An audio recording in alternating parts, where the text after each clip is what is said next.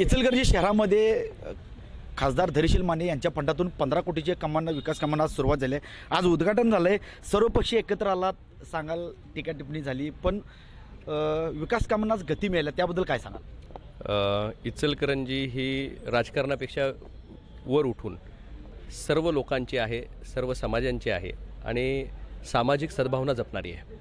आज जी कामं होत आहेत ही सुरुवात आहे की ज्याच्यामध्ये सर्व समाजांना त्यामध्ये समाविष्ट करून सगळ्या घटकांना न्याय देण्याचा प्रयत्न या निमित्ताने या ठिकाणी करण्यात येतो आहे। महानगरपालिका झाल्यापासून लोकांच्या अपेक्षा वाढलेल्या आहेत आणि त्या दृष्टिकोनातून महापालिकेला सुद्धा बळकटी यावी याच्यासाठी आम्ही सगळेजण प्रयत्न या ठिकाणी करतो आहे। सन्माननीय मुख्यमंत्री एकनाथजी शिंदे साहेबांच्या नेतृत्वाखाली आदरणीय देवेंद्रजी फडणवीस साहेब असतील, आदरणीय अजितदादा पवार साहेब असतील, यांच्या माध्यमातून आपण वेगवेगळे विकासाचे नवीन कार्यक्रम आपल्या ह्या गावासाठी या ठिकाणी आखतो आहे आणि त्याचाच एक भाग म्हणून आज गावामधल्या ह्या विविध विकास कामांना निधी प्राप्त झाला। पूर्वीचे आमचे असणारे पालकमंत्री सन्माननीय दीपकजी केसरकर साहेबांनी याच्यासाठी आम्हाला विशेष या ठिकाणी मदत केली आणि त्यामुळे इचलकरंजीला भरीव निधी येण्यामध्ये या ठिकाणी मदत झाली। इचलकरंजीला सुळकुड पाणी आयरनीचं म्हणलं, आता आचारसंहिता लागणार, त्याबद्दल काय सांगाल? सुळकुड पाणी योजनेच्या संदर्भात आम्ही सर्वजण पॉझिटिव्ह आहोत। ती मंजूर झालेली योजना आहे। मी स्वतः केंद्र शासनाकडनं त्याच्यासाठी आणि राज्य शासनाचं मिळून 156 कोटी रुपयाचा निधी त्याला ऑलरेडी आपण या ठिकाणी प्रपोज केलेला आहे।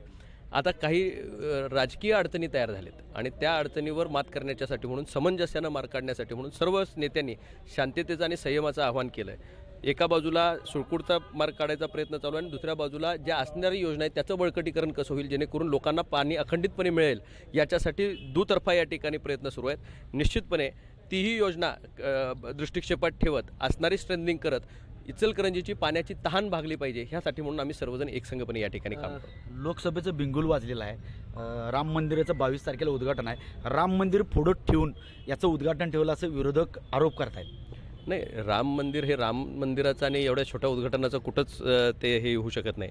रामाचं खऱ्या अर्थानं महात्म्य हे सर्व जगभर यांनी त्याची महती या ठिकाणी आज जग गातोय। जो भारतीय वंशाचा आहे आणि जो जगभरामध्ये कुठं राहतोय तो आज रामनामामध्ये या ठिकाणी तल्लीन झाला आहे आणि अशा वेळी खऱ्या अर्थानं ही छोटी मोठी उद्घाटनं खऱ्या अर्थानं फार महत्त्वाची नाहीत, पण राम मंदिर होणं आणि 500 वर्षानंतर भारतामध्ये रामलल्लाचं परत त्या ठिकाणी तितक्याच जोशानं स्वागत होणं हे खऱ्या अर्थाने एक ऐतिहासिक क्षणाचे एक साक्षीदार संपूर्ण भारतवर्ष या ठिकाणी होतो आहे। जगभरातला भारतीय नागरिक त्या ठिकाणी होतो आहे।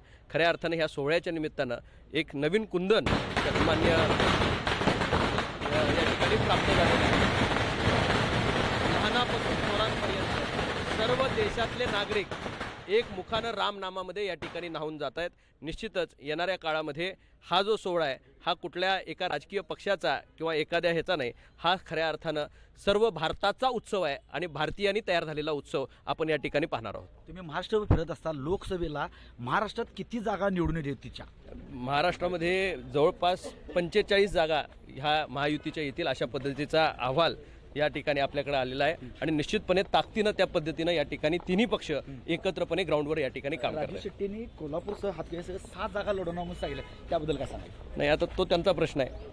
त्यांनी 48च्या 48 जरी लढवायचं ठरवलं तर तो त्यांच्या पक्षाचा निर्णय। त्यांनी राजू शेट्टी यांनी 48च्या 48 जागा लढवाव्यात होत त्याचा प्रश्न आहे, पण येणाऱ्या लोकसभेमध्ये 45 जागा महायुतीच्या निवडून येतील। कॅमेरामॅन निखिल बिसेस, मी साईनाथ जाधव, TV9 मराठी, इचलकरंजी।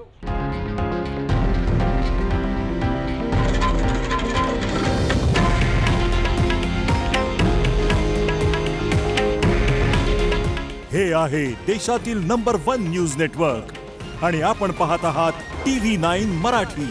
काळजी तुमची, हित महाराष्ट्राचं।